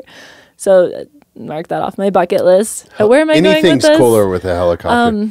running a 10K. I was talking about navigation. Like, how do you navigate one of these things? Because I think that's, like, I know when I'm backcountry hunting, I have a pretty good base behind me that I was taught from a kid. Like, I was taught how to navigate with a map.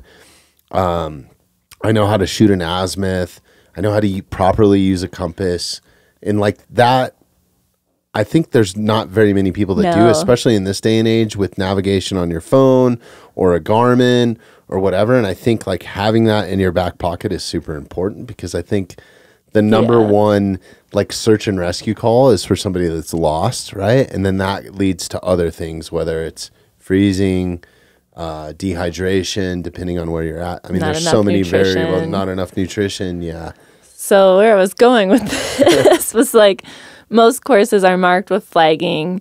Sometimes they'll have arrows, but I did this 10K and it was pretty obvious that you're going downhill and following the flagging. But I was like, oh, I'm going to look back this way and see there's flagging there. And so I took a wrong turn and lost a couple of minutes. I was like, wait a minute. Like, so most races are marked super well. Like Leadville was an out and back, marked super well. But young children and angry people like to take flagging sometimes. So angry people? You guys have angry people at occasionally. Well, they're just like going for a hike and they're just like, I'd like to think that's not common, but I do see kids that are like, ooh, pretty. I know it happens in the hunting world. Like I've been at a hunting spot. I've had people shoot at my truck. Oh, jeez. Like guns. And it's the middle of archery season. So I'm assuming that they were anti-hunters. I don't know. People get angry and aggressive, and like I've heard stories about like runners in Breckenridge where they're getting yelled out the window like no one cares, and it's like you're running out at night in a winter storm. Like who cares if no one cares? Like I'm not doing this because anyone can see me. The one reason why I don't hunt where I did as a kid is the last couple times is I've had like animal rights activists, I guess, or whatever, like come to the trailhead and they start like banging pots or pans together. And I mean, it's in the middle of kind of nowhere, but there's only so many trailheads, right? Mm-hmm. So they see you park there, and probably doesn't help that I have a half-face blade sticker on my truck, and you know, it's a lifted Tundra. I'm sure that they put two and two together, but yeah, so I just didn't expect that in the ultra world. Like people are I don't know. I'd like to think it's mostly just kids being like, oh, this is pretty, or like someone being like, oh, these shouldn't be here. Maybe they do think it's because of hunting. Yeah. So I don't know, but I do think navigation's important, but typically most races you don't have a compass or anything like that, and hopefully your phone doesn't die. Most people probably don't have a Venza or something like that. What's a Venza? It's a mapping tool. You can have 3 free maps on your phone. It's like geo-referenced PDFs. Okay. It's pretty cool. But like as a forester, I have that experience, and I worked for the BLM as a cadastral tech. So like I had to learn to use a compass, and like that's something I teach other foresters if they don't know too, but that's not common to running. Yeah. So. Okay. So on your phone, are you using like your Garmin or something to kind of track, or can you mark waypoints? Do some runners do that? So a lot of the bigger races, or like ones with more techie areas where I know the trail might be not well marked, I'll put it on my watch.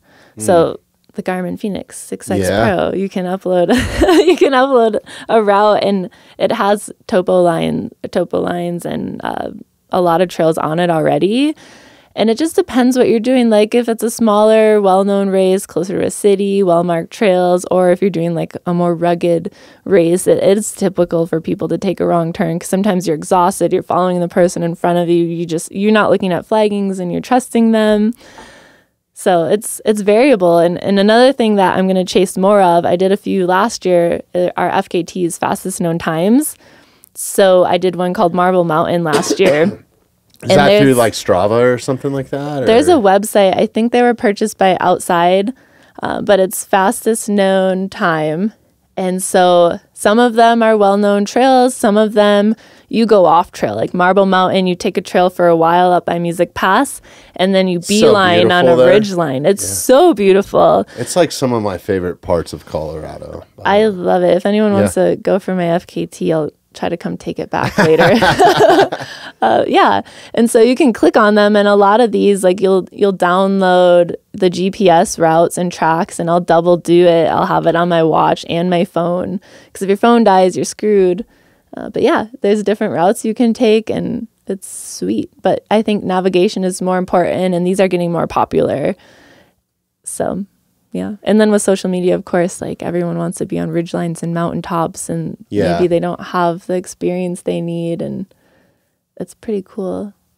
Yeah. And you so can, if you miss a checkpoint on a race or something, do you have to then double back, or what keeps people from cheating or like taking shortcuts? I mean, I would like to just is it good faith or? Yeah, because I feel like if you're doing an ultra, like you're doing it for yourself, and most of the top runners wouldn't do that. But I guess, I don't know if someone just wants to say they completed a race, but normally it depends where it is, like if that's even possible. Like how you would get a shortcut, I don't know. Right. I think with some European races, cutting switchbacks is an issue. Instead of just following them, they'll just cut them and cut off some time. I think that happens on Pikes Peak Ascent, and okay, kind of frustrating. You're not supposed to do that here, but right. Yeah. Well, you just hope it's a good faith community. It seems like most of the people that run ultras are super cool. Like everybody that I've ran into, it's like it takes a special type of person. I kind of experienced that in the archery community, because I go, and I don't do this a lot. I used to a lot, but I just don't have the time now. But I used to compete in 3D like archery shoots, and it's kind of set up like golf, but you're expected to like score yourself. So like your honesty, I mean, it matters, right? I'm sure that there's the occasional bad seed out there, but for the most part, it's like-minded people. Like at the end of the day, you're cheating yourself. But sometimes there's a truck on the line, or $10,000, or a belt buckle, or whatever it is, you know, or I'm sorry, not $10,000. I think the biggest one that I know of is like a couple hundred, or a couple thousand, sorry. But yeah, I think that, I don't know. I think with running though too, like most people have GPS trackers and upload it to Strava, so there's an accountability factor. Like that's true. Don't some races put a GPS tracker on you? Yeah. Okay. And especially so that's a way to know then, I guess, huh? Like Broken Arrow does that out in Tahoe if you're like the lead, so they can follow you and track you, because they live stream the race too. So that's becoming more popular. Some of the bigger races are live streaming, which is great, because then it's bringing more people to be able to watch the races. That's awesome. Are any of the races that you're doing this year live streaming, or? I'm signed up for the Broken Arrow VK. So if I end up for sure doing that instead of one of the Canadian Sky races, that would be live streamed. That'd be rad. That one's super fun to watch. Yeah. We'll have to do like a watch party or something, or something like that. Do you, like, I know on my Garmin and my Garmin products, like, when I go backcountry hunting, you can only give this to certain people, but it'll mark waypoints of where I've been, like every minute or minute and a half. I think you can change the variables, but at least somebody, like if I am not in contact for X amount of days or whatever, like my wife or, one of my hunting partners or somebody can log on to that and they can see where I've been. Some of the FKTs are like that, because people are doing like the Appalachian Trail. And so usually you have to submit some sort of GPS to prove that you did it, like you said, and like pictures along the way and times, because your watch isn't going to last for 2,000 miles. Right. And so some of the longer ones, they probably use inReaches or spot devices. And like a few of my friends have my location on my iPhone, because who knows, mountain runs are scary. And I've gotten into skinning uphill, which usually I do on a resort, but like skinning and skate skiing, so kind of things in the mountains. It's good to have one of those. Good to be safe. It's also good not to rely on one of those. Like, it's a false sense of safety a little bit, I think. Yeah. I think because people think that has the SOS button on it, that like, oh, they're going to send a helicopter to you like right away. No, it could be a couple days before they even, it's spin up a search and rescue team or something like that, or at least hours. Yeah, for sure. Yeah, it's good to be prepared. I had a guy call me when I was in Salida with the State Forest Service, and he called my number, and he's like, "Oh, my truck won't start. I'm back on this trailhead by Mount Chavano. I'm like, well, you have the wrong Forest Service, but as a human being, like I'm going to make sure I can find you help. And luckily I have a running friend who's on search and rescue, because the U.S. Forest Service was like, sorry, can't help you. And Really? like the sheriff was like, oh, like how long do you have heat? Like, are you okay? And so my friend with search and rescue went out of his way, like off duty, like making sure that someone went out there to help him because he got stuck and they got cool. dumped on by snow. And yeah. Yeah, they make these awesome, I think I have a Nicro or something like that. Anyways, it's like a little jump pack thing that you throw in your car. They're a couple $100. Those are sweet. They're awesome. I urge anybody, just be prepared for as much as you can be when you're out there. Do you carry anything when you're running, like medical stuff? So like if you were to get like, the reason why I'm asking this is we just did some stop the bleed training with a SWAT medic in here. I saw that where you like stuck and it was the crazy. gauze Yeah, in the wound. Yeah, it was actually, and it was a bullet wound. So like it takes so much gauze. Like you'd be shocked. They have like the anticoagulant stuff now, so you just like shove it in the hole. Yeah, so he was saying on that podcast that like the stuff that like the quick clot or the gauze that comes with quick clot, hasn't been proven to be any more effective. Really? So like if you can't afford it and it's super expensive, I think it does help probably, but it's all about pressure and using your hands. And it was very like eye-opening thing. Like even on that trainer, like you get nervous, narrow focus, your heart rate elevates. Like I watched it on my watch and my heart rate went up like, I was at like 120 just because you're under like stress, right? Like and you're trying using, to like the stuff that kind of fake bleeds. Well, it's this this company called True Clot that makes the trainers for military and fire departments and stuff like that. But the blood is like $300 a gallon. So it's like a special blood that actually like simulates real blood. Yeah, and there's a special type of gauze, so it's as close as you can simulate to real blood. And it actually starts to clot, and there's an actual artery in there that you have to find and then start packing against, or you won't stop the bleeding. Like, dang. But I mean, it's pretty straightforward. It's a lot simpler than you thought. But what I was shocked at is how much you actually need. So like if you have a first aid kit with you that you think is great and it has a little roll of like gauze in it, you're screwed. Yeah. If it's an arterial bleed or something like that. So this has in turn like totally made me revamp the kit, like get a real tourniquet. I was totally putting tourniquets on wrong. Like I think it's important to know. I think like the likeliness of you having an arterial bleed is way higher, or a severe wound is way higher than it is of getting shot, getting attacked by a grizzly bear. Like you never know. Like we all get in vehicles and drive somewhere. It's terrifying. A break and a fall. You know, if you break your femur, a lot of times it ruptures the femoral artery if it's a clean break. Oh. So like I think it's important to, I don't know, I feel safer knowing how to use that stuff, and I was using it incorrectly. So like getting the proper training on how to use a tourniquet and stuff I think is super important. So I'm super grateful that we have Sam in our corner, because this isn't something that he does as like, he has his own YouTube channel, but it's different. You can watch all the YouTube videos you want to actually apply it and do it right.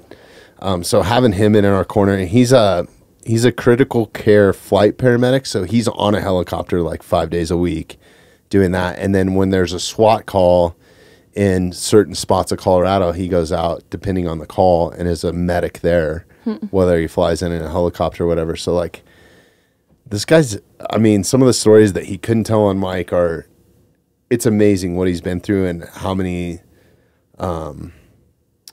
crazy situations he's been in. So he's got a ton of experience in it, but I can imagine. But yeah, do you carry anything like? So like for work, we get our CPR certs. So that's awesome. We have some experience with that, and like our work trucks, we carry full on first aid kits, and we have the clotting stuff.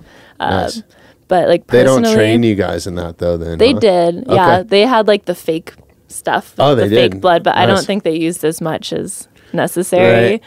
But like when I'm running, like lately, less of an issue. I'm working on speed and doing a lot more gravel roads and not going on these longer runs. But when I do go up into the mountains and I'm doing something, generally I have an emergency blanket, a water filter, a headlamp, and then, spam is calling me. I'll try to bring like a wind jacket or a warmer jacket in a pack, and toilet paper. If you bring toilet paper, nothing will happen. Your digestive system will be totally fine. Right. It's when you don't have yeah. it. Yeah, exactly. And so like lately I'll maybe bring like a windbreaker. I'm not going that far, but I think it's really easy to get too comfortable and forget your water filter. And then you're like, oh, I don't have water. I should drink more. Sometimes I'll bring KT tape or Leuco tape. So like if I roll my ankle, I can tape it up. Duct tape would be good. If you have an old credit card or a hotel room key, you can just wrap it around that so you don't have to carry the whole roll. Like, that's smart. Super important. I should do that with Leuco tape. Yeah, hell yeah. Have you ever used gaff tape? No. It's awesome. What's that? It's like that stuff's crazy. Yeah, it was. It was invented by an accident. Like some guy was trying to make tape I would never put that or something. on me. Oh, it works all the time. I put it on me before as like a Band-Aid, basically. Huh. But like, okay, so if something happens to your leg and you have to tape your leg, you're now waxing your leg. Yeah, it's very sticky. Like it'll take hair off, but it doesn't leave tape residue. So it's meant for like the entertainment industry. So you can like put tape on a wall, but it doesn't leave like our floors with that for like we tape our floor. It's way better than duct tape though. Oh, like it's way stronger, but yeah. Ouch if you're like taping. It's super expensive too. It's like $20 a roll. Well, and you have to like have a guy for it. You gotta like know where to go. Yeah. Yeah, you can't like order it on, you don't like order gaff. Gotta order it from like an ex-roadie or something. You gotta, like, I got some rolls in here. I'll hook you up. Special tape. Nice. Yeah. But even just the medical grade tape, but yeah. Yeah, I don't know. I just was curious about that and what you guys kind of carry and Forest Service wise and stuff. Yeah, that's kind of the basics. Awesome. All right. Well, Mercedes, it has been absolutely awesome having you in here. We are coming up on time. We've been at it for almost 2 hours, and it was awesome seeing you. Yeah. Anytime you're rolling through town, just swing by, podcast or not, say hi. Yeah. I really appreciate the Q-Tone IQs. I'm going to check these guys out. Super awesome. Before we jump off real quick, you have a YouTube channel. That's something that's been happening lately, right? Yeah. I need to learn how to edit videos because I would like to share my story this year. I'm doing all these cool things, and I want people to know that they can make these ridiculous goals and dreams happen. So I'm hoping to get some stuff out. And it is Run Sadie Science or what? Run Science Sadie's. Run Science Sadie. Sorry. Okay. Slim Sadie was taken in all varieties. I'm sure. It used to be Science Sadie's. I added a run on there. Okay. I don't know how much science I do, but I still like science. That's your Instagram. Yeah, that's. What's the YouTube channel? Mercedes Siegle Gaither. Do they have a? We will put links to both on my Instagram. Oh, I actually see you got it pulled up right now, Gabby. If you go up to the tabs, go over to YouTube. Boom, right there. Yeah, okay, it's at Run Science Sadie's, I guess. I don't know what you do with that little one, but. Okay, cool. Yeah, subscribe there and definitely give you a follow on Instagram. I love following you. You're always smiling in all your photos, which I love, or 95% of them. I realized I have resting smile face because even if I'm in pain or I'm sad, I feel like it's just my go-to. I don't know. That's mine too. I think it's an Italian thing or something or whatever. I'm German. Yeah? Okay. So yeah, it's just good people. So really appreciate you making the trip. Follow Run Science Sadie's on Instagram. Mercedes Siegle Gaither on YouTube. And yeah, it's been great having you back in here. I definitely owed you this one. Episode 15 I was a little green then. No, I'm what, 151? 151. Let's go. So I'll be back for 511. No. That was way too long. It took way too long. So well, thanks for having me. Yeah, I'd love to have you back soon. So maybe after some of these races, maybe after the death race or this race season, it'd be cool to have you back and hear about all your experiences there. So. Yeah, I'd love to come We didn't back. even get into biology too, so we'll do that on the next one for sure. So. Okay. All right, awesome. Sweet. Thank you. Thanks for listening to the Mountainside Podcast. If you haven't had a chance to do this already, please take a moment, follow, like, subscribe, or rate on whatever platform you catch the Mountainside Podcast at. If you'd like some more information on upcoming episodes, safety tips, access to all of our affiliates, and all the badass discounts that we get here at the Mountainside Podcast, check out themountainsidepodcast.com.